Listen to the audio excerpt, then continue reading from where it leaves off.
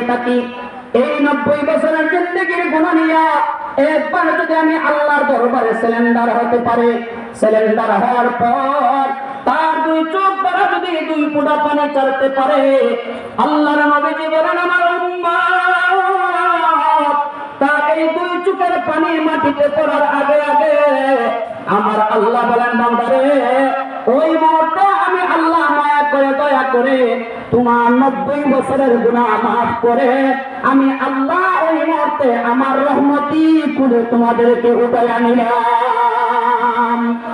2 নম্বরে আমার আল্লাহ বলেন ওয়াইকাফির আনকুম সাইয়্যাতিকুম, আল্লাহ বলেন বান্দারে তোমাদেরকে আমি মাফ করে দিব, তাই নয় তোমাদের জিন্দেগির যত গুনাহ আমি আল্লাহ মাফ করব।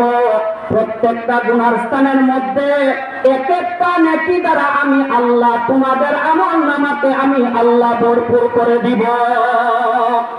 3 নম্বর আমার আল্লাহ বলেন ওয়ায়ুদখিলুকুম জান্নাতিন তাজরি মিন তাহতিহাল আনহার, আল্লাহ বলেন বান্দা তোমাকে মাফ করলাম। 2 নম্বরে আমলনামাকে আমি আল্লাহ নেকি দ্বারা ভরপুর করে দিলাম।